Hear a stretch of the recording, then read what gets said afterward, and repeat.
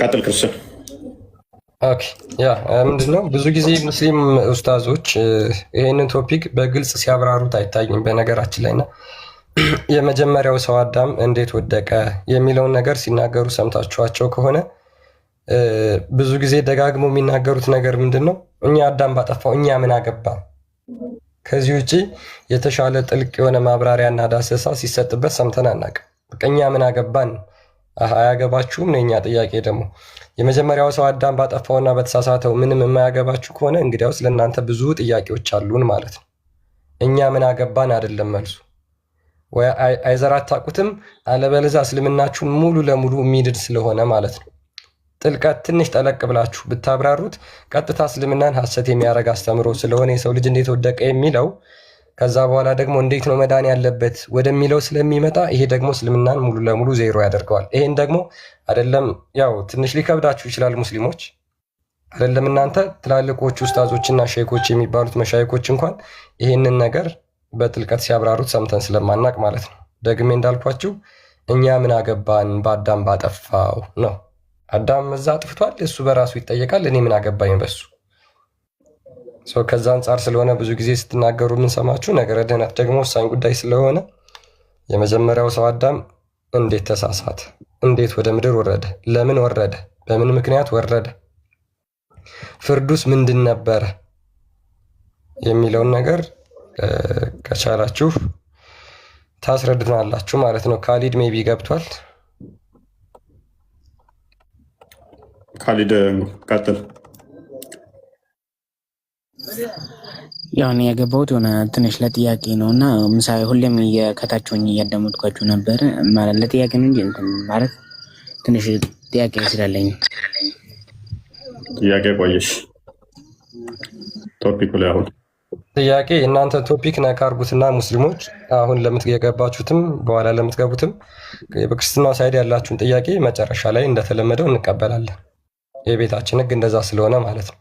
ለጊዜው የእናንተን ቶፒክ ታስረዱንና ከዛ በኋላ ደግሞ ከ5 ሰዓት አካባቢ በኋላ የክርስትናው ላይ ያላችሁን ማንኛውንም ጥያቄ መጠየቅ ትችላላችሁ።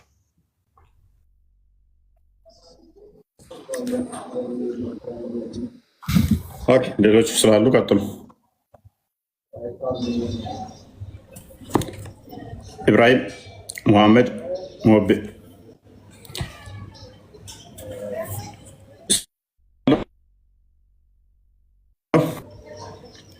ኢብራሂም ከረፈደ ነበር የገባሁት። እስቲ መድገም ትችላላችሁ? መልካም። አዳም እና ሔዋን ከገነት ወጥተዋል አይደለ?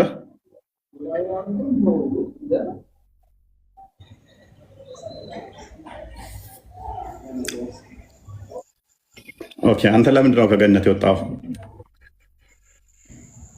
አይ ቶፒኩን እንድገሙት አጠቃላይ ሀሳቡ እንዲገባኝ ወደ ጥያቄ ከመግባታችን በፊት የዛሬው ጥያቄ ምንድን ነው? አልገባኝም ነው አሁን ነው የገባሁት። ያ ምንድን ነው እሱ? በአዳም ምክንያት እናንተ ምንም የነካችሁ ነገር የለም፣ ምንም ያገኛችሁ ነገር የለም። እፎይ አጠቃላይ ቶፒኩ ምንድን ነው? የዛሬ መወያያው ርዕስ ንጽጽሩ ምንድን ነው ነው አጠቃላይ ርዕሱ? በአዳም ስላልሰማሁኝ ነው። ቶፒኩ አዳም ከገነት መባረሩ። አዳም አባታችሁ ነው አይደለ? አልሰማም። ሰው በአባታችሁ ምክንያት እናንተን የነካችሁ ነገር አለ የለም? በቂ እውቀት የለኝም። እሺ ላዳምጥ ከስር ሆኜ ለማንኛውም በዚህ ጉዳይ ችግር የለም። ዙም ማን ትችላለህ።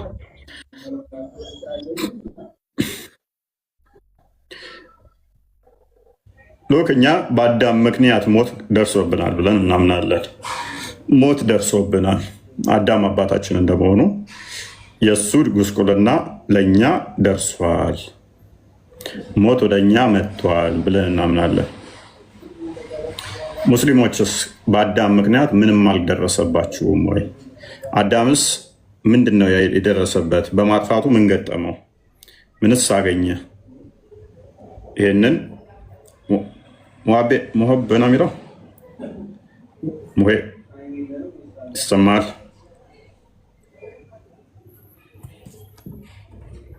አይሰማም? ይሰማል። አይ እኔ ለትምህርት ነው ለመማር ነው።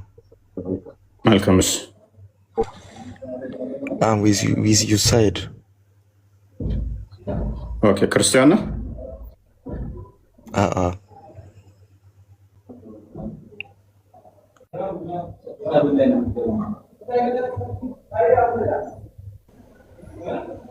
ኦኬ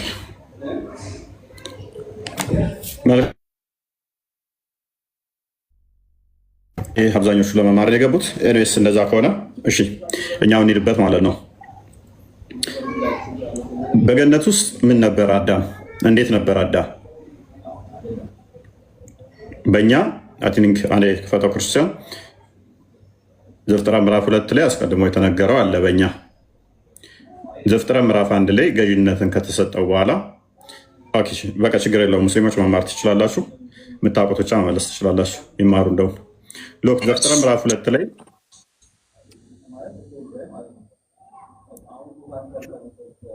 ምዕራፍ 2 ላይ የተነገረው ነገር አለ።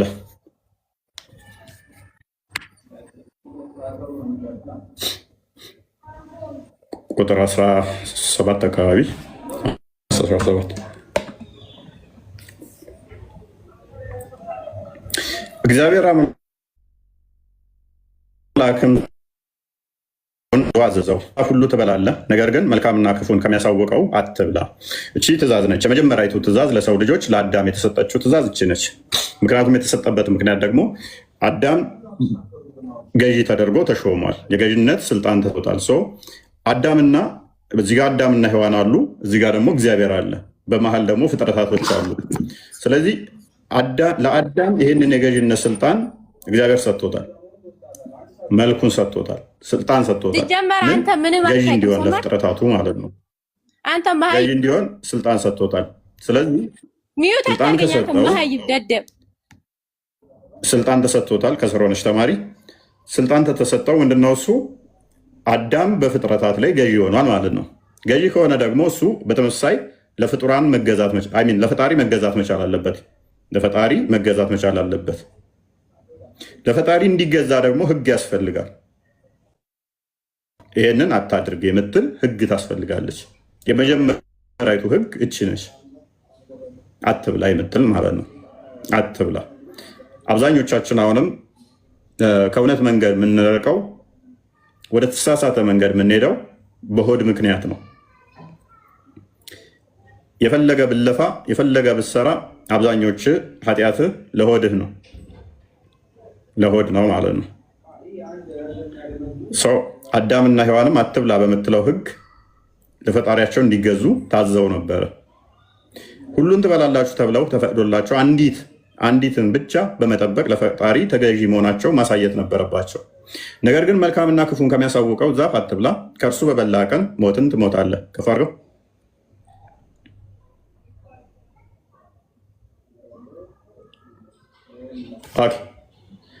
ምን ትላለህ? ትሞታለህ። እግዚአብሔር አምላክም የምድር አራዊትንና የሰማይ እግዚአብሔርም አምላክም አለ ሰው ብቻ ከዛ እግዚአብሔር አምላክም ምድርን አራዊት እሺ። ስለዚህ ትማወጣላቸው እንዲህ ህግ ተሰጠው ማለት ነው። ህግ ተሰጠው አዳም ማለት ነው። ነገር ግን አዳም በገነት ውስጥ ይህንን የመቆየት እንትን አላገኘም። ምዕራፍ 3 ላይ አንድ ሄድ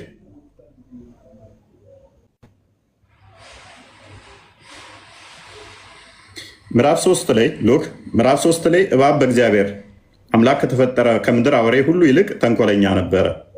ሴቲቱንም በውኑ እግዚአብሔር ከገነት ዛፍ ሁሉ እንዳበሉ አዟልን አላት። እንዳበሉ ተብለው አንድ ዛፍ ነበር የተከለከሉት። የእባብ ተንኮል የሴጣን ተንኮል ግን ምንድነው? ሁሉንም እንዳበሉ አዟልን የሚል ሁሉ የምትል ጨመረባት ማለት ነው። እግዚአብሔር ህግ ኃይለኛ ጠንካራ ለማስመሰል ቁጥር 2 ላይ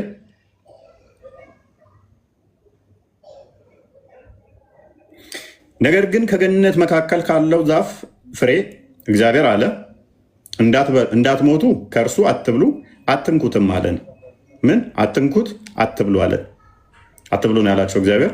ኦራይት እሱ አትንኩትንም ጨመረች፣ ችግር የለው። እባቡም ለሴቲቱ አላት ሞትን አትሞቱም። እባብ ደግሞ ምን አላት? ቻሌንጅ ሲያደርግ ነው እግዚአብሔር እየዋሸ ነው። ሞትን አትሞቱም፣ ከእርሷ በበላችሁ ቀን ዓይኖቻችሁ እንዲከፈቱ እንደ እግዚአብሔርም መልካምና ክፉን እንደምታውቁ እንድትሆኑ እግዚአብሔር ስለሚያውቅ ነው እንጂ አላቸው። ሴቲቱም ዛፉ ለመብላት ያማረ እንደሆነ ለዓይንም እንደሚያስጎመጅ ለጥበብም መልካም እንደሆነ አየች፣ ከፍሬውም ወሰደችና በላች፣ ለባሏም ደግሞ ሰጠችው፣ እርሱም ከእርሷ ጋር በላ።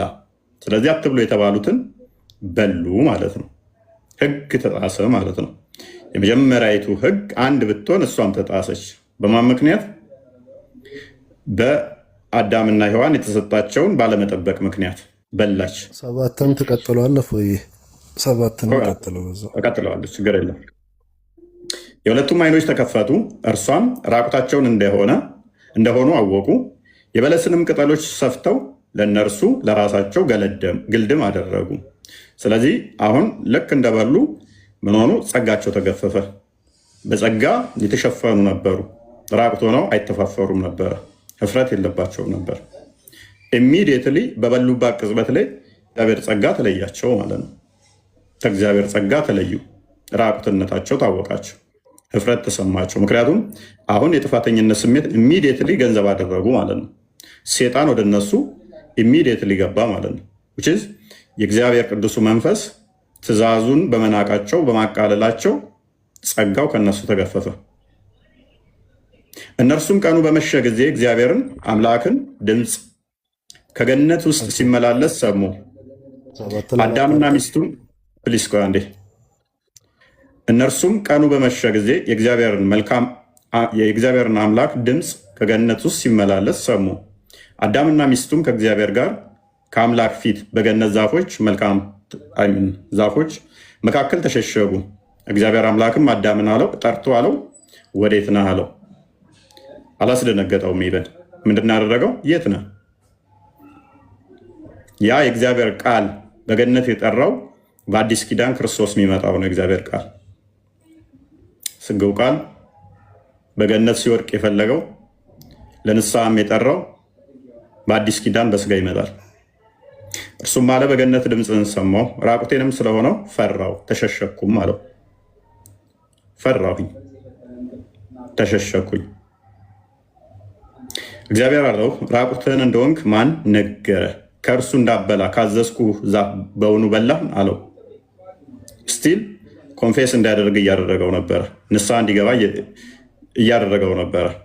ራሱ እንዲናዘዝ አጠፋው እንዲል አዳም አለ ከኔ ጋር እንድትሆን የሰጠኸኝ ሴት እርሷ ከዛፉ ሰጠችኝ በላው። ወደ ምክንያት ገባ አዳም። አንተ የሰጠኸኝ ነች እንደዚህ ያደረገችውን።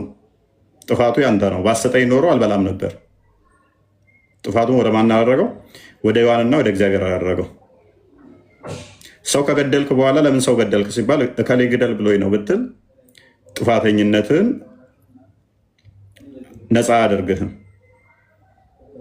በተፈጥሮ ሰው እንዳገል ተተባልክ በኋላ ኖርማል የሀገሪቷም ህግ እንትን ቢልህ አይ ሰንበዲ ግደል ብሎኝ እኮ ነው የገደልኩት ብትል ምክንያት አያድንህም። እግዚአብሔር አምላክም ሴቲቱን ይህን ያደረግሽው ምንድን ነው አላት። ሴቲቱም አለች እባብ አተኝና በላው። እሷ ምንድን ነው ያደረገችው? ወደ እባብ ማሳበብ ነው። አንድ እዚህ ላይ ብሬክ ላድርጋችሁ። ዘፍጥረት ምዕራፍ 1 ላይ አስቀድሞ ቁጥር 28 ላይ የእባብ ገዢ ሆነዋል እኮ። እባብ እነሱ ሊገዛቸው አይችልም። እነሱ ገዢ ሆነው ሳለ እሱ ሊያዛቸው አይችልም። እነሱ አዛዥ ሆነው ሳለ እነሱ የበላይ ሆነው ሳለው በበታቻቸው ቻሌንጅ መደረጋቸው ራሱ አሁን የበላያቸው ቢሆን ኖሮ አይ ገዢ ስላልሆኑ እሱ ገዢያቸው ስለሆነ አዛቸው ነው ይባል ነበረ። ነው እግዚአብሔር ገዢ አድርጓቸዋል። በእንስሳት ላይ በማንኛውም ላይ ገዢ አድርጎ ሾሟቸዋል። ገዢ ከሆኑ በኋላ በሚገዙት እንትን የተባሉት ማለት ነው።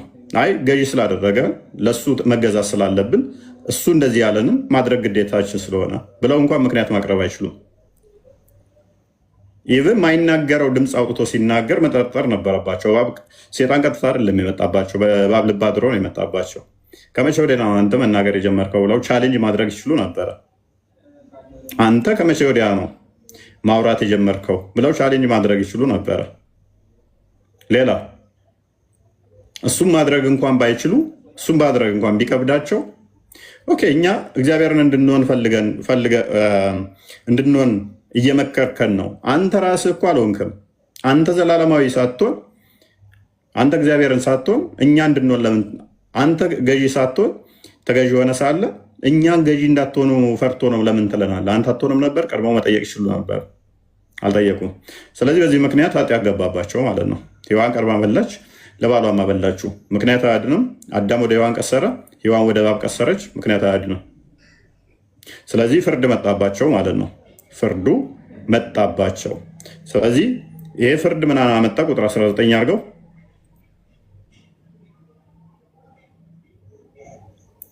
ስለዚህ ፍርዱ መጣባቸው። አዳም ነው ቅድማ ካፈር የተሰራው። አዳም ማለት አፈር ነው። ካፈር የተሰራው አዳም ነው። ስለዚህ ወደ ወጣህበት መሬት እስክትመለስ ድረስ በፊት ወንዝ እንጀራን ትበላለህ። አፈር ነህና ወደ አፈርም ትመለሳለህ። ምን አለው?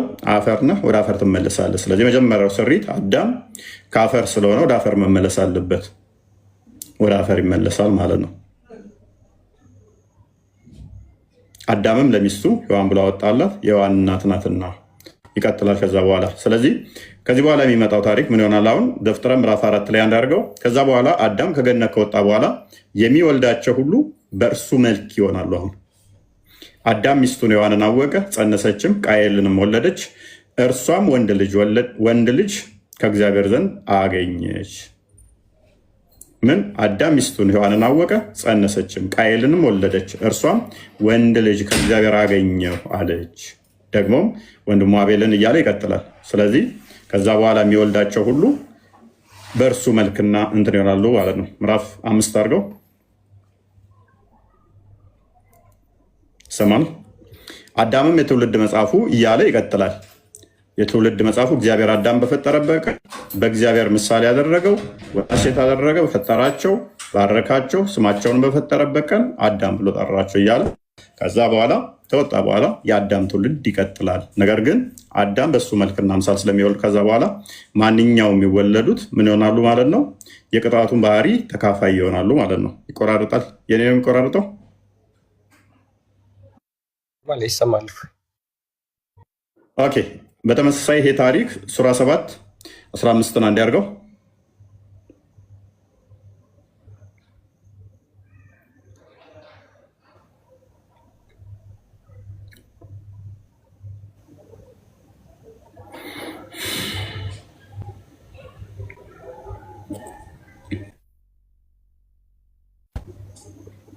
አንተም ከሚቆዩት ነህ አለው።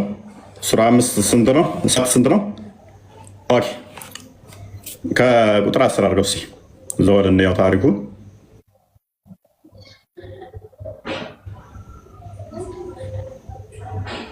ይቆራርጣል የሚል አለ። ይቆራርጣለሁ እንዴ? አይ ትንሽ አንዳንድ ይቆራርጣለሁ ካለ ላግ ያደርግብሃል።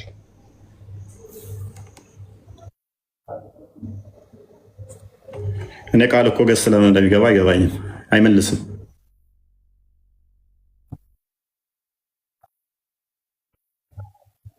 እሺ ደህና ነው። እቆራርጣለሁ ወይ?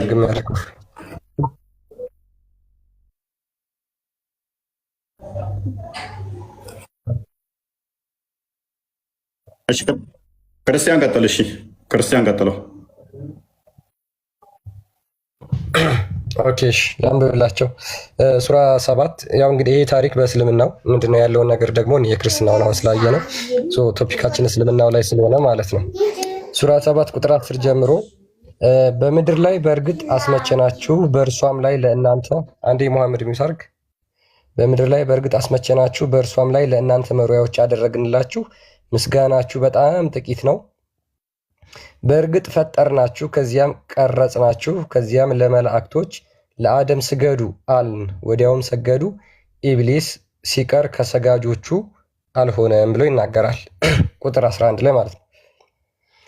12 ላይ አላህም ባዘዝኩህ ጊዜ ከመስገድ ምን ከለከለህ አለው። እኔ ከእርሱ የበለጥኩ ነኝ፣ ከእሳት ፈጠርከኝ፣ እርሱን ግን ከጭቃ ፈጠርከው አለ። ከእርሷ ውረድ፣ በእርሷ ውስጥም ልትኮራ አይገባህምና ውጣም፣ አንተ ከወራዶቹ ነህና አለው። እስከሚቀሰቀስበት ቀን ድረስ አቆየኝ አለ። አንተ ከሚቆዩት ነህ ብሎ አላህ ፍቃድ ሰጠው ማለት ነው ለኢብሊስ። ቁጥር 16 ላይ ስላጠመምከኝም ለእነርሱ በቀጥተኛው መንገድ ላይ በእርግጥ እቀመጥባቸዋለሁ ብሎ ኢብሊስ ደግሞ ይመልሳል እንደገና። ከእነዚያም ከስተፊቶቻቸው ከኋላቸውም ከቀኞቻቸውም ከግራዎቻቸውም በእርግጥ እመጣባቸዋለሁ፣ አብዛኞቻቸውንም አመስጋኞች ሆነው አታገኛቸውም ብሎ ኢብሊስ አማኞችን እንዴት እንደሚያጠማቸው ይናገራል። አንድ መለስ አድርገው እስኪ 17 ስላጠመምከኝ ለእነርሱ በቀጥተኛው መንገድ ላይ በእርግጥ እቀመጥባቸዋለሁ። ስለዚህ ኢብሊስን አላህን ያጠመመው ማለት ነው። ቻሌንጅ አላደረገም። አላህ ነው አላጠመምኩህም አላለው። ወይም ስላሳሳትከኝ እኔ ደግሞ እነሱን አሳስታቸዋለሁ ይለዋል። ኖ እኔ አላሳሳትኩም አላለም አላህ። ፕላስ ደግሞ ደምድረዋል ስገድም ተብሎ እዚሁ ምዕራፍ ላይ አልታዘዘም። ኢብሊስ ከጅኒ ጎሳ ነው። ስገድ የተባሉት መላእክቶች ነው እንጂ ኢብሊስ አይደለም። ኤኒዌይስ ግን ስላጠመምከኝ አጠማቸዋለሁ አለ። በቀጥተኛው መንገድ ላይ ቀመጥባቸዋለሁ አለ። ቀጥል። ከዚያም ከስተፊቶቹ ከኋለኞቹም ከቀኞችም ከግራዎችም በእርግጥ እመጣባቸዋለሁ፣ በሁለቱም እመጣባቸዋለሁ። ቤት ከፊትም ከኋላም ከቀኝም ከግራም እመጣባቸዋለሁ። አብዛኞቹን አመስጋኞች ሆነህ አታገኛቸውም አለ። ኦራይት። የተጠላ በራሪ ስትሆን ከእርሷ ውጣ። ኬት ነው የሚወጣው? ኬት ነው ውጣ የተባለው? ከገነት ነው። ኦኬ ውጣ ከተባለ ወጥቷል አልወጣም? ወይንስ እምቢ ብሎ ቆይቷል ገነት ውስጥ? ከእነርሱ የተከተለ ከአንተ ከመካከላችሁም ገሃነምን በእርግጥ እሞላታለሁ አለው። ስለዚህ የሚከተልህን ገሃነም እሞላለሁ፣ ስለዚህ ውጣ ብሎ አለው ማለት ነው። ውጣ ብሎ አለው። ከዛስ ከአንተም አዳም ሆይ አንተም ሚስትህን በገነት ተቀመጥ ይለዋል። ውጣ አለው። አሁን አደምን ኢብሊስን ውጣ አለው። ከዛ በኋላ የአደም ታሪክ ይመጣል ማለት ነው። አደም ሆይ አንተም ሚስትህም በገነት ተቀመጡ፣ ከሻችሁትም ስፍራ ብሉ፣ ከፈለጋችሁት ቦታ ብሉ፣ ግን ይችን ዛፍ አትቅረቡ፣ ራሳቸውን ከሚበድሉት ትሆናላችሁና አላቸው። ሉክ ኢብሊስ ለአደም አልሰገደም። በማለመስገዱ ምክንያት ወራዳ ነህ ውረድ ተብሎ ተባሯል። አደምና ሔዋን ግን ምን ተባሉ? በገነት ውስጥ ብሉ፣ ጠጡ፣ ተቀመጡ፣ ነገር ግን ይችን ዛፍ አትቅረቡ፣ ከሚበድሉት ትሆናላችሁ አላቸው። በገነት ተቀመጡ፣ ከእርሳችሁም ስፍራ ብሉ፣ ግን ይችን ዛፍ አትቅረቡ፣ ከሚበድሉት ትሆናላችሁ አላቸው።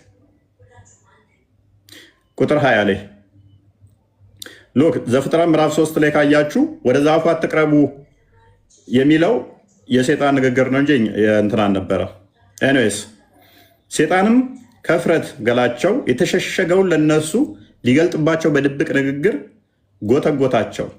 ምናቸውን ሊገልጥ? ራቁታቸውን ሊገልጥ ማለት ነው። ምን አደረገ? ሴጣን ጎተጎተባቸው ይላል። ኦኬ ለእነርሱ ሊገልጽላቸው ምን? ከፍረተ ገላቸው የተሸሸገውን ለእነርሱ ሊገልጽባቸው በድብቅ ንግግር ጎተጎታቸው። ጌታቸውም መልአኮች እንደሆኑ ወይንም ከዘላለም ነዋሪዎች እንዳትሆኑ እንጂ ከዚህች ዛፍ አልከለከላችሁም አላቸው። ኦኬ ሴጣን አሁን ከወጣ ሴጣን እንዴት ነው እሱ እዚህ ውስጥ የጎተጎታቸው? ከገነት ከወጣ ገነት ውስጥ የለም ማለት ነው። እንዴት ነው ብሉ ብሎ ሊነግራቸው የሚችለው? ኦኬ እሺ። ሴጣንም ከፍረተ ገላቸው የተሸሸገውን ለእነርሱ ሊገልጽባቸው በድብቅ ንግግር ጎተጎታቸው። ጌታቸው መልአኮች እንድትሆኑ ወይንም ከዘላለም ነዋሪዎች እንዳትሆኑ እንጂ ከዚህች ዛፍ አልከለከላችሁም አላቸው። እኔ ለእናንተ በእርግጥ ከሚመክሯችሁ ነኝ ሲልም አማለላቸው። ምን አላቸው? እኔ መካሪ ነኝ ብሎ አማለላቸው ማለት ነው። ኦኬ እሺ። በማታለልም አዋረዳቸው። ከዛፊቱም በቀመሱ ጊዜ እፍረተ ገላቸው ለሁሉም ተገለጸላቸው። ከገነት ቅጠልም በላያቸው ላይ ይደርቡ ጀመር። ራቁትነታቸው ታወቃቸው ማለት ነው። ስለዚህ ምን ማድረግ ጀመሩ? ቅጠል ወስደው እፍረተ ገላቸውን መደበቅ ጀመሩ፣ መሸፈን ጀመሩ ማለት ነው። ጌታቸውም ከዚህ ዛፍ ሴጣንም ለእናንተ ግልጽ ጠላት ነው አላልኳችሁም ሲል ጠራቸው። ችዛ አናገራቸው አሁን ማለት ነው። ከዛፉ እንዳበሉ እንደዚህ ብዬ ነግራችሁ አልነበር? ሴጣን ጠላታችሁ ነው ብያችሁ አልነበርን? ይላቸዋል ማለት ነው። ጌታችን ወይ ነፍሶቻችንን በደልን፣ ለእኛ ባትምር ባታዝንልንም በእርግጥ ከከሳሪዎቹ እንሆናለን አሉ። 8 ኦኬ ከፈረው ከፊላችሁ ለከፊላችሁ ጠላት ሲሆን ውረዱ፣ እናንተም በምድር ላይ እስከተወሰነ ጊዜ መርጊያና መጠቀሚያ አላችሁ አልናቸው። ማና ማን ነው ጠላት የሆኑት? ኢብሊስና አደምና ሔዋን ናቸው ወይንስ ሔዋንና አዳም ናቸው ጠላት የሆኑት? ምክንያቱም ውረድ ቅድምም ተብሏል እኮ ኢብሊስ፣ እዚህ ጋም ደግሞ እንደገና አሁንም ደግሞ ውረድ ይላል። ከፊላችሁ ለከፊላችሁ ጠላት ሲሆን ውረዱ፣ አንዳችሁ ለአንዳችሁ ጠላት ስትሆኑ፣ ከፊላችሁ ለከፊላችሁ የሚለው ብዛትንም ያሳያል። ከፊላችሁ ለከፊላችሁ ጠላት ስትሆኑ ሲሆን ውረዱ፣ ለእናንተም በምድር ላይ እስከተወሰነ ጊዜ መርጊያና መጠቀሚያ አላችሁ አላቸው።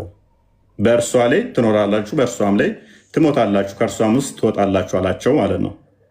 ኦኬ ስለዚህ ቴንኪው። ስለዚህ ዘሆል ታሪኩ ምንድነው? እሱ ከገነት እንዴት እንደወጡ እንዴት ኢብሊስ እንዳወጣቸው ነው። ስለዚህ ሙስሊሞች በአዳም ምንድነው እሱ አዳም በገነት ውስጥ ቢሆን ባያጠፋ ኖሮ በገነት መኖር ይችላል ወይንስ ሳያጠፋ መኖር አይችልም? ሳያጠፋ መኖር አይችልም። ሳያጠፋ መኖር ማይችል ከሆነ ደግሞ ውጪዝ የሚያጠፋ ከሆነ እናንተ በሱ ምክንያት ነው ወይ ከገነት የወጣችሁት? ማለት እሱ በማጥፋቱ ነው ወይ የወጣችሁት? ወይንስ አይ እሱ በማጥፋቱ እናንተ ምንም አይመለከታችሁ?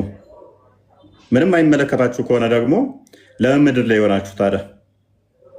ምድር ላይ ለምን መሆን አስፈልጋችሁ? ምድር ላይ ምን ትሰራላችሁ?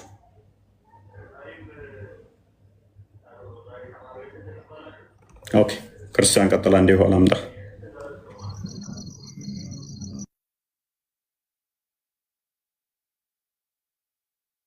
ኦኬ እሺ፣ ሜቢ ሙስሊሞች እስካሁን ያለውን ሀሳብ ሰምታችሁታል። ስለዚህ የእኛ ጥያቄ የሚሆነው ለምን ከገነት ወጣችሁ የሚለው ነው ማለት ነው። እሺ መሐመድ ማይክን ስለከፈት ከአንተ መቀጠል ትችላለህ። ሞዴሬተሮች ከስር ስራችሁን ስሩ። መሐመድ አለ? ይሰማል? መሐመድ አይሰማም? ይሰማል ከስር ድምጼ?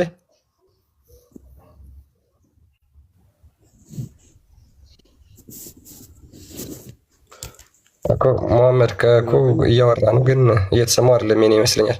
እሺ ካሊድ እስካሁን ባወራ ነው ላይ በእስልምናው ሳይድ ያላችሁ መልስ ምንድን ነው? ለምንድን ነው ከገነት የወጣችሁት? እኛ በአደም ምክንያት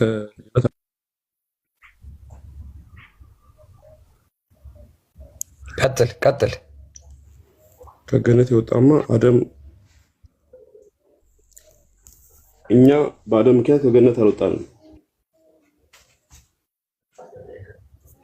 መጀመሪያም ሲፈጥረን ለዚህ ምድር ነው መጀመሪያም የፈጠረን። ምድርም ያዘጋጀው ለኛ ነው።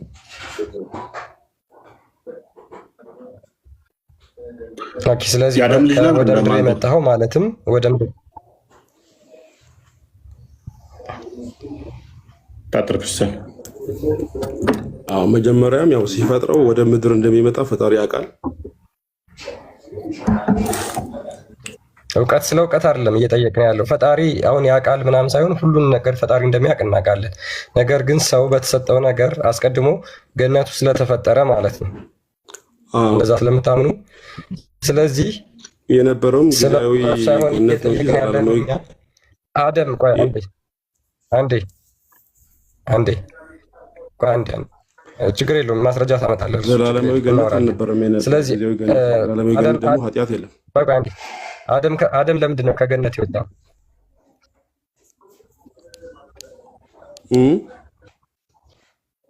ለምንድን ነው ከገነት የወጣው? ከገነት የወጣው ለምንድን ነው? አይ ቲንክ ኔትወርኩ በጣም ላግ ያደርግናል። ጥሩ ጀምሮት ነበር።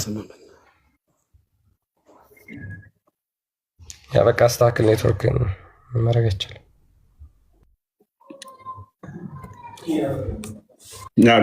አዳም ኃጢአት ባይሰራ ከገነት ይወጣል አይወጣም? እሺ ይሰማል። ጠይቀው ነበር። ትሰማለህ? እስካሁን እያወራቸው የነበረው የአዳምና የሔዋንን ታሪክ ነው እንጂ የጠቅላላ የሰው ልጆችን ታሪክ አይደለም።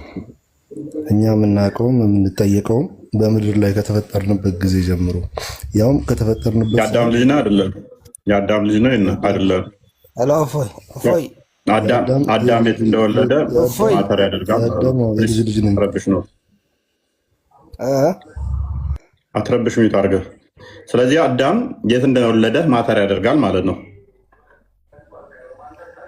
እኔ የአዳም የልጅ ልጅ ነኝ እያልኩህ ነው። እኔ የምጠየቀው ከምትጀምሮ መሰለህ፣ በውልደቴ ራሱ አልጠየቅም። እኔ የምጠየቀው ራሴን ካወቅኩበት ጊዜ ጀምሮ ማለትም ክፉና ደጉን ከምለይበት ሰዓት ጀምሮ ባለው ነው እንጂ አንድ ሕፃን ለምሳሌ በሕፃንነቱ ቢሞት ማለትም ክፉና ደግ ሳይለይ ቢሞት በልጅነቱ ላጠፋቸው ጥፋቶች ፈጣሪ አይጠይቁም ያንን ሕፃን ልጅ ማለት ነው። እኛ የምንጠየቀው ራሳችንን ካወቅን ጀምሮ እስካሁን ስታወራ የነበርከው የአዳም ታሪክ ነው። አይ ራስን ከማወቅ አለማወቅ አይደለም እኮ። ስለዚህ አዳም ምድር ላይ ስለወለደ ምድር ላይ ያለው ነገር ይደርስባል። ግልጽ እኮ ነው። ገነት ብትወለድ ኖሮ ገነት ያለው ነገር ነው ሼር የምታደርገው። ምናልባት ገነት እኮ ብንሆን ኖሮ እኛ ላንወለድም እንችል ነበረ። እሱ ሞስት ፕሮባብሊ ለዛ አሁን ምን መሰለህ እፎይ፣ ስለዚህ ከገነት ውጭ መውለዱ ፈጣሪ ምንድነው ሴኔ ፖይንት። ስለዚህ አሁን ምን አልከህ አንተ? በገነት ውስጥ ከሆን ላንወለድ የምንችል ነበር የሚለውን እንትን ያልከው። ከገነት ውጭ ብትሆን ደግሞ ከገነት ውጭ በመሆኑ ወለደህ ማለት ነው አይደለ? ስለዚህ አንተ ባልከው መሰረት ስለዚህ ከአዳም የሆነ ነገር አገኘህ ማለት ነው። ከገነት በመውጣቱ ምክንያት ብቻ እንድትወለድ ሆንክ ማለት ነው። ልክ ነው። ስለዚህ ከአዳም የወረስከው ምንድን ነው? መውለድና መዋለድን መጣብህ ማለት ነው። ከአዳም ውርስ ሳይሆን የፈጣሪ ፍላጎት ነው። ከአዳም ተወልዶም እኮ ማይወልድ አለ አይደል? አይ አንተ ባልከን መሰረት ገነት ውስጥ ቢሆን ኖሮ አልከን፣ ገነት ውስጥ ቢሆን ኖሮ ላይወልድም ይችላል አልከና። አይ ገነት ውስጥ እኛ ላንፈጠር እንችል ነበር ነው ማለት መላእክቶቹ ነበሩት። ላትፈጠር ትችላለህ። ያ ማለት ደግሞ እንዳካል ነበረ። ከገነት መውጣቱ አንዱ እዛው ገነትም ላይ ያለ ይኸውልህ ፈጣሪ ወደ ምድር ሊመጣ እንደሚችል ቀድሞ ማወቅ አለው። ሰው ብቻ እውቀቱን ያልጠየቁ ኢብራሂም።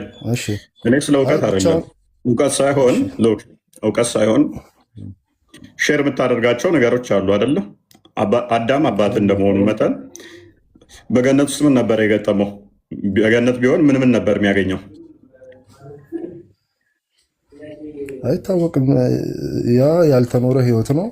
ፊውቸር ምንም መገመት አንችልም። እንዴት አይታወቅም? ነግሮታል እኮ በገነት ውስጥ ከቆየ ይሄን ታገኛለህ ብሎታል እኮ። ምን ጥፋት ባታጠፋ ነው ያ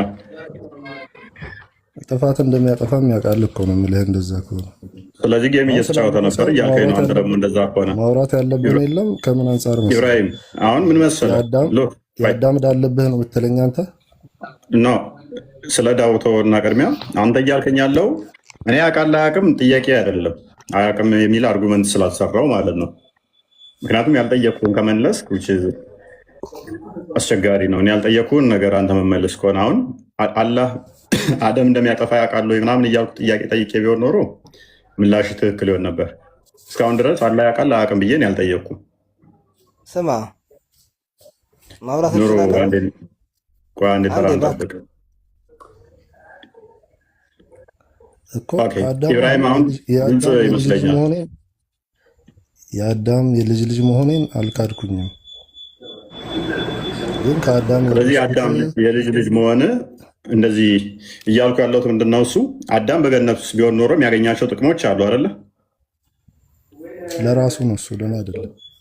መልካም ኦኬ። ምን ምን ነበር የሚያገኘው? እሺ ያላነበብኩትም እሱን ፓርት መቀጠል ትችላለህ። አይራብም፣ አይጠማም፣ አይታመምም ነበራ? ራቁትም አይሆንም ነበር እሺ አይደለ?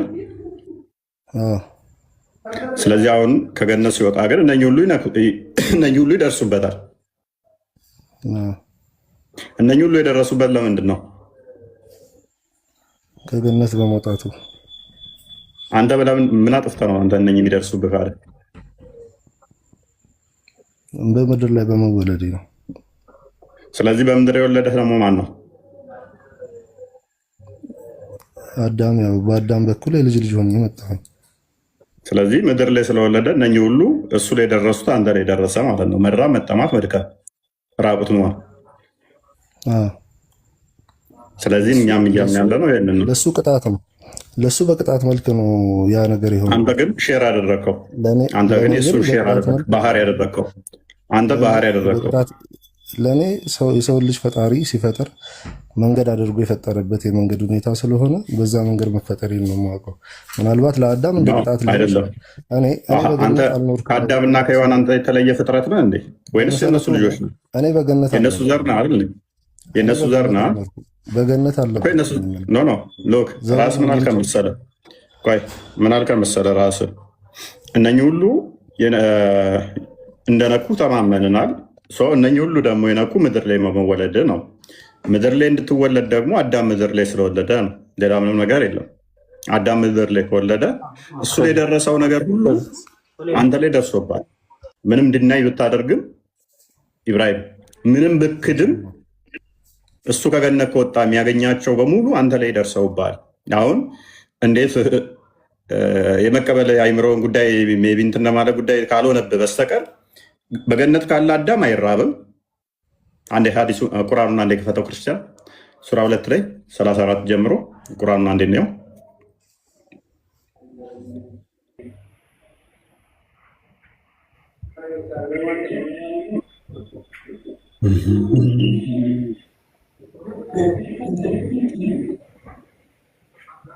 እሺ ሱራ 20 ከቁጥር 17 ጀምሮ እንደዚህ ይላል። አልንም አደም ወይ ይህ ለአንተ ለሚስትህም በእርግጥ ጠላት ነው። ስለዚህ ከገነት አውጣችሁ ትለፋለህና ከገነት ከወጣ መልፋት ይመጣልና ምን ትለፋላችሁ? ይህ ትእዛዝ ዘሮቹንም ይመለከታል አይመለከትም?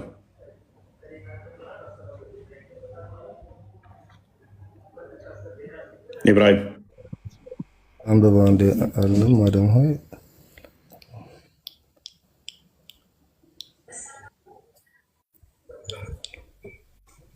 ይህ ስለ አደም ነው የሚያወራው፣ ስለ እኔ ያወራው። ስለዚህ አንተ ሳለፋ ነው የምንኖረው ማለት ነው ምድር ላይ። እኔም እለፋለሁኝ እጠራለሁኝ፣ ግን የአደምን ወንጀል ወይም የአደምን ጥፋት ለመካስ ወይም ደግሞ የእሱን ጥፋት ተቀብዬ ሳይሆን የአፈጣጠር የመንገድ ስለሆነ። ይህን ካልከኝ አንድ ጥያቄ ልጠይቅህ። ያወላለድ ነው እንጂ ከአዳም እኮ ነው የተወለድኩት። ጥያቄ ልጠይቅህ። ጥያቄ ስል ከዚሁ ጋር የተያያዘ ነው። እንስሳት ታዲያ የማንን ኃጢአት ወርሰው ነው በራቆትና በእንትናቸው የሚወለዱት? የሚራቡት የሚጠሙት የአደምን ኃጢአት ወርሰው ነው? ከእንስሳት ጋር ራስ መደበ ነው። ሜይ ቢ እንደኛ አስተምሮ ከሆነ እንስሳት ደመነፍሳዊ ናቸው እንጂ የገዥነት ስልጣን ተሰጥቷቸው እንትን የተባሉ የተፈጠሩ አይደሉም። ስለዚህ ሜይ ቢ ከእንስሳት ጋር እኩል ከሆነ ምድብ ከእንስሳት ጋር ቶፖሎጂካሊ ከእነሱ ጋር ነው የምመደበው ካል ከሱ ላይ አርጊው ማድረግ እንችላለን። አይደለም ከዛ አንጻር ሳይሆን እያወራ ያለሁት እንስሳት የሚራቡት የሚጠሙት የአዳምን የኃጢአት ውርስ ተቀብለው ነው ወይ ነው ጥያቄ ነው። ምን አገናኘው እያልኩ ነው። እኔ ደግሞ ምን አገናኘ አለመራብ ቆይ እነሱ የት ያሉት? እነሱ የተሰጣቸው ምንድን ነው? የህግ ተሰጥቷቸዋል። ለሰው ልጅ ነው የተሰጠው ለገዥነትና ተገዥነትን ይህ ባህሪ የተሰጠው ለሰው ልጅ ነው ወይንስ ለእነሱ ነው? ለእንስሳት ነው? ህጉ የተሰጠው ለማን ነው? ህጉ የተሰጠው ለማን ነው? ለሰው ልጅ ነው። ለሰው በቃ ልጅ አለቀ። እኛ እያወራን ያለ ነው ስለ ሰው ልጅ እንጂ እኔም የማወራው ስለ እንስሳት አይደለም ማለት ነው። ከእንስሳቱ ጋር በምን መሰለህ የምንገናኘው? እንስሳቱም እኛም በምድር ላይ ነው የተፈጠርነው። ስማኝ ቆይ፣ እንስሳቱም እኛም በምድር ላይ ነው የተፈጠርነው። ገብቶሃል? ኦኬ እንስሳት ነው ማለት ነው። ምድብ እንስሳት ጋር ከሆነ ሶሪ እሺ። ስለዚህ አዳም በገነት አዳምን የተፈጠረው በገነት ኦኬ። ከአንተ ጋር ምን አገናኘው ታዲያ? እንዴት ከወጣ እንዴት ሊራብ ቻለ? መፈጠሬን ነው የማውቀው። እዚህም መፈጠሬን ነው የማውቀው። እሱ ነው የወለደህ እንጂ ፈጣሪ ፈለገ። እሱ ነው የወለደህ። እሱ ነው የወለደህ። የአደም የልጅ ልጅ ልሁን እንጂ እኔን አደም አልፈጠረኝም። እኮ ወልደዋል። የአዳም ልጅ አይደለም ወይ? ቆይ አዳም ልጅ ከሆንክ የእሱን ባህሪ ሼር ታደርጋለህ አታደርግም? ላላረግ እችላለሁ። እያንዳንዱ ባህሪውን የግድ ሼር አደርጋለሁ ማለት አይደለም። ብዙ የሚለያየን ባህሪ አለ ከአደም ጋር። ለምሳሌ ሜይ ቢ ኃጢአት እንዳትለኝ እሱ ባህሪ ስላልሆነ ምንድን ነው ሼር ማታደርገው ከእሱ ባህሪ? እንግዲህ አደምን ባህሪ በደንብ በጥልቀት አላውቀውም። ኦኬ ኤኒዌይስ፣ እሺ ስሞችን እንስሳቶችን የት ነው ያወጣላቸው አዳም? ከእንስሳት ጋር ራስን ስለመደብ ራሴን አልመደብኩኝም። የት ነው ያወጣላቸው? እንስሳቱ ላይ ስማቸውን ያወጣላቸው። እዚህ ነው የተፈጠርነው። እኔ የማውቀው እዚህ መፈጠሬ ነው የምጠየቀው። የት ነው ያወጣላቸው? እዚህ ለተፈጠረው ነገር ነው። ቆይ ነው ያወጣላቸው እንስሳቶች ነው። ምክንያቱም ከዚህ ጋር ስለሚገናኝ ሜን ፖይንት ስለሚገናኝ የአዳም ልጅ አይደለም ወይ ነው ጥያቄው። እኔማ ነኝ እኮ ኢብራሂም እኮ ነው ድናይ እያደረገ ያለው እንጂ እኔ እኮ ነኝ እያልኩ ነው። የአባቴን ባህሪ ሼር አደርጋለሁ እያልኩ ነው። አባቴ ድህነት ላይ ከወለደኝ ድህነትን እካፈላለሁ። መመለስ ትችላለህ እኮ የአደም ዘር ነኝ እኔ። ሁሉም የአዳም ልጅ ነው አይደለም? ያ ታዲያስ ስለዚህ የአዳም ልጅ ከሆንክ ደግሞ ብቻ ናቸው የአዳም ልጅ። የአዳም ልጅ ከሆንክ ደግሞ ከአዳም ሼር የምታደርገው ነገር አለ የለም? ከአባት በባህሪ ሼር የማደርገው ነገር አለ እያልኩ ነው። ኃጢአቱን ሼር ታደርጋለህ የሚለኝ ቦታም የለውም። አሁን እኔ በቁርአን ነው ቅጣቱ እኮ አንተም ላይ መጥቶብሃል እያልኩ እኮ ነው። ቅጣቱ አንተ ላይ መጥቶብሃል። ቅጣቱ እኮ አንተም ላይ መጥቶ ኢብራሂም አትራብም? ትራባለህ? አትራብም?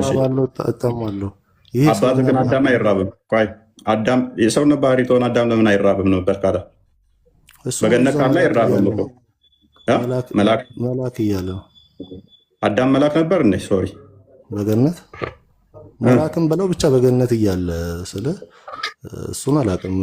መላክ ይሁን ሰው ይሁን አላቅም። ብቻ ግን በገነት ሳለ አይራብም። ያ የገነት ባህሪው ነው። ወደ ምድር ከመጣ በኋላ ስለዚህ ባህሪውን ቀየረ ማለት ነው። ቴንኪው። ስለዚህ ባህሪውን ቀየረ እያልከኝ ነው። ስለዚህ ኦኬ፣ ስለዚህ አንተ የተቀየረውን የአዳምን ባህሪ ይዘሃል ማለት ነው። ይጅ ባህሪውን እጃለሁኛ። ታዲያ ባህሪውን ጋር ስልኮ የሚያውቀለት የአዳም ባህሪ ሼር አድርገሃል ማለት ደግሞ በአዳም ምክንያት የመጣ ነገር ገጥመዋል።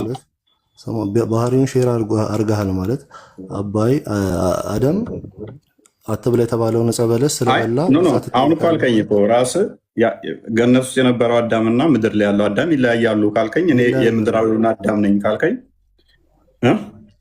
በባህሪ የምድራዊ አዳምን ነው የሚመስለው። ኦኬ ቴንክ ዩ ጨርሰናል። እኔ ምክንያቱም ሁለት አይነት አዳም እየነገርከኝ ስለሆነ ማለት ነው።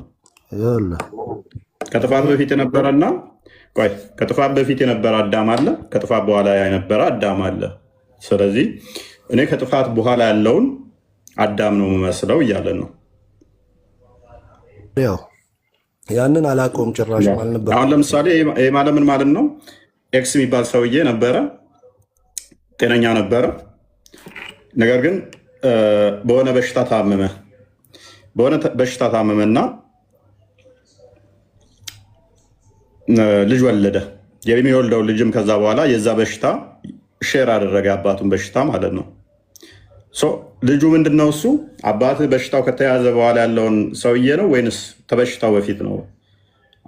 እኔ ከታመመ በኋላ ወይም ደግሞ የአምራዜው ሰውነቱ ከገባ በኋላ ለእኔ ያስተላልፎልኛል።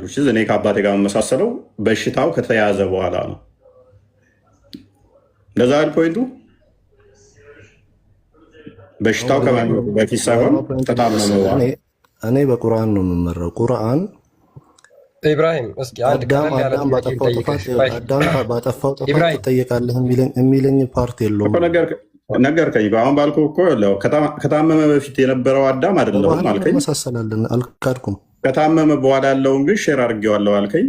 አንድ ሰው የሆነ በሽታ ከተያዘ በኋላ እሱን ነው እኔ ከመታመሙ ወይም በሽታው ከመምጣቱ በፊት ያለውን ሰው እየሳይሆን በሽታው ካለበት በኋላ ነው ካልከኝ፣ ስለዚህ በሽታ የሆኑ ሼር አድርገሃል ነው እኔ አርጉመንት በባህሪ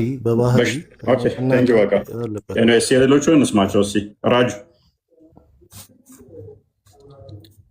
ራጁ የስ እንኳን ደህና መጣ። እሺ ደህና ቆያችሁ። መልካም። የአዳምን ባህሪ ሼር ያደረኩት አለ ብለህ ታምናለህ? ማለትም ከውድቀት በኋላ ያለውን ማለት ነው። ባህሪ ሲባል ምንድነው? እንዴት ነው? የሁሉም ሰው ከአዳም በኋላ ነው ሰው ልጅ የተገኘው አይደለም? ሰው ባህሪውም ቢሆን ማንኛውም ነገር ከአዳም ዘር ነው የሚመጣው ማለት ነው። ስለዚህ ዲኤንኤ ባህሪንም ይይዛል አንድ ላይ እና የአዳምን ባህሪ መያዙ ምንድነው እንትኑ አዲስ ነገር የሆነበት ማለት ነው። ኦኬ አዳም እነኚህ ነገሮች አሁን ነክተውታል አልነኩትም? ምን ራሱ ላይ ገጥመውታል አልገጠሙትም? የመራቡ መድከሙ መታመሙ ምናምን ነገር የሰው ልጅ የተፈጠረበት እንትን ነው እሱ ባህሪዎቹ። ታዲያ ምን አዲስ ነገር አለው? ሰው ልጅ እኮ ገነትን የምታገኘው ከፈተና በኋላ ነው።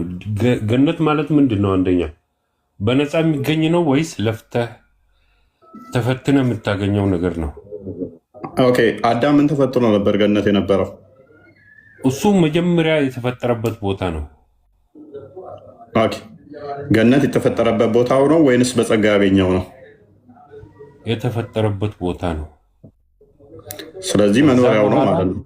የተገኘበት ነው ማለት ነው። የተገኘበት ነው ማለት ነው። ስለዚህ ባህሪው ነው ገነት ራሱ እዛ እንዲገኝ ያደረገው። ከዛ በኋላ ምድር ላይ መጥቶ ተፈትኖ ገነትን እንዲያገኝ አላህ ስለፈለገው ነው እንጂ ምድር ላይ ነው የሚፈትነው፣ እዛው ነው የሚፈትነው። ምድር ላይ ፈተናም ያለው ምድር ላይ ነው፣ ስቃይም ያለው ምድር ላይ ነው፣ ረሃብም ያለው ምድር ላይ ነው። ስለዚህ እነዚህን ፈተናዎች አልፈ በትክክል እምነትህን ይዘ ያላን መንገድ ከያዝ ገነት ትገባለህ። ለምን ገነት ውስጥ ፈተነው? ካዳ እንደዛ ከሆነ በነፃ የሚገኝ ሪዋርድ አይደለም ገነት ውስጥ ታዲያ አልፈተነው? ፈተና የሌለበት ቦታ ነው እኮ ገነት። ምንም ነገር አሁን አንተ እንዳልከው ራሱ ረሃብ የለም ችግር የለም ምናምን ነገር አይደለም።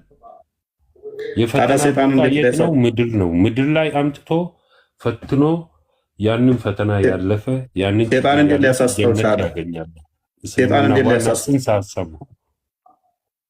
እንዴት ሊያሳስተው ቻለ? እሱም መሳሳቱን አላህ ፈልጎት ነው። ስለዚህ አላህ ነው ይህንን ወንጀል የሰራው ማለት ነው። በሰይጣን እንዲሳሳት አላህ ፈልጎት ያንን ነገር አደረገው።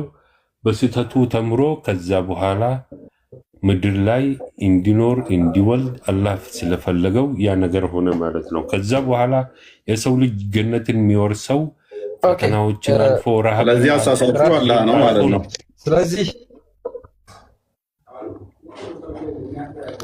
ስለዚህ አጥፊው ሎክ በሰይጣን እንዲሳሳት አላህ አደረገው። ምን ብሎ አዘዘው? በመጀመሪያ ሰይጣን እንዳያሳስት እንዳበላ እንዳጠጣ አለውና መልሶ ደግሞ በሰይጣን አሳሳተው። ድራማና ቁማር ማለት ነው። አላህ እየተጫወተ ያለው ፈተናውም መሳሳቱንም ሁሉንም ነገር የፈጠረው ማን ነው? አላህ ነው።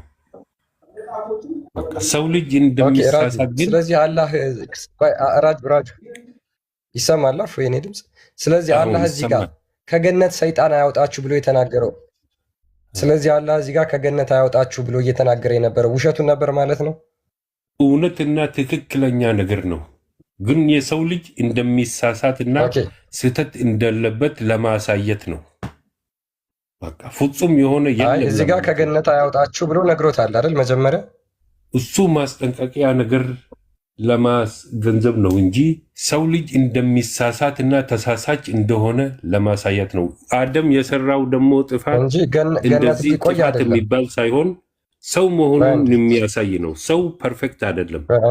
እኛ ሰው አይደለም አላልንም እኮ አስቀድሞ። እንደዛ ነው። ሰው አዳም ገነት ውስጥ ተፈጠረ። ይኸውልህ አላህ አደምን ገነት ውስጥ ፈጠረው። ገነት ውስጥ ከፈጠረው በኋላ አደም ሆይ ለአንተም ለሚስትህም ሰይጣን ጠላት ነው፣ ስለዚህ ከገነት እንዳያወጣችሁ ተጠንቀቁ ትለፋላችሁና ብሎ መጀመሪያ መክሯቸው ነበር። ስለዚህ ይሄ የአላህ ምክር መጀመሪያ ሲመክራቸው የነበረው እዛ ገነት እንዲቆዩ ፈልጎ ነው ወይስ አይደለም? እሱን አላህ ነው የሚያውቀው። እኔ እሱ ላይ እንትን አልልም። የአላህ እንትን ነው፣ እውቀት ነው እሱ።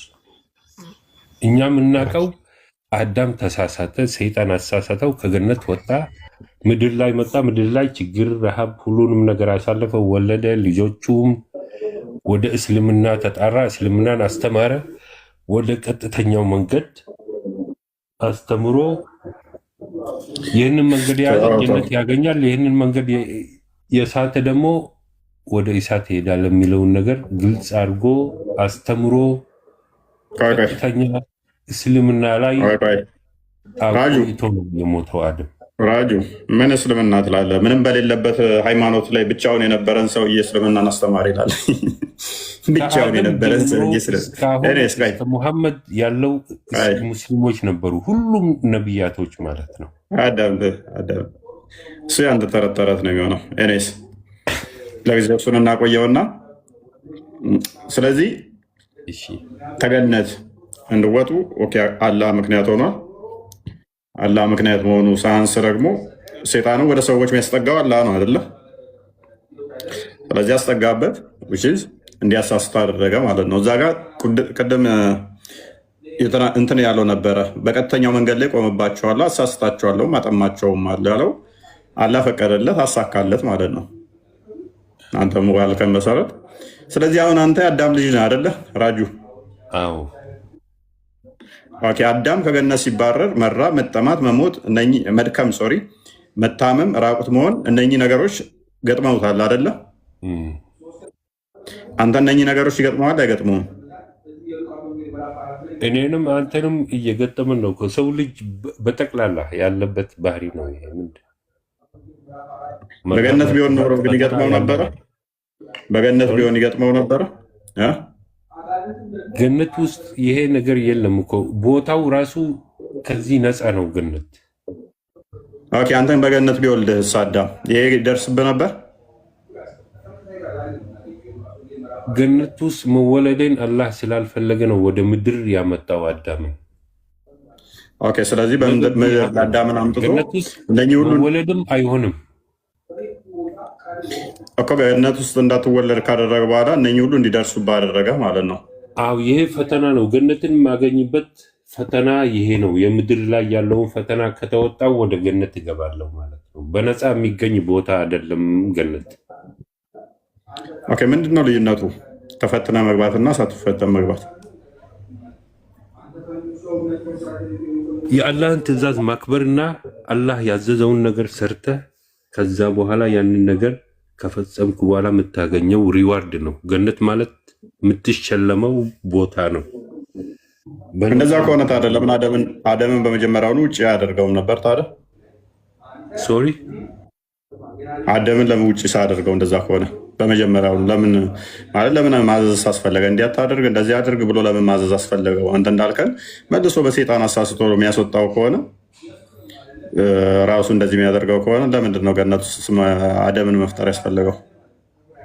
እሱ የአላህ እንትን ነው፣ የራሱ ፍላጎት ነው። ለምን አደረገ ብለን የምንጠይቀው ጉዳይ አይደለም። አላህ ማለት ዘላለማዊነት መቼ ነው የምታገኙት? ዘላለማዊነት ገነት ውስጥ ነው። ስለዚህ ገነት ዘላለማዊነት ነው ብለህ ታምናለህ? በእርግጠኝነት እምነቴም እንደዛ ነው። ያዘኝም ሞት የለም በገነት ውስጥ የለም። ሞት የሚባልም የለም። ይሄ ምድር ላይ ያለው ችግር፣ ረሃብ፣ ምናምን ስቃይ የለም። ይሄ የጀነት እንትን ነው። ስለዚህ ከአዳም ከገነት በመውጣቱ ምክንያት ሞት ነክቶሃል ማለት ነው። እንደዛ ስለሆነ ደግሞ ሊሆን ይችላል እንደዛ። እሺ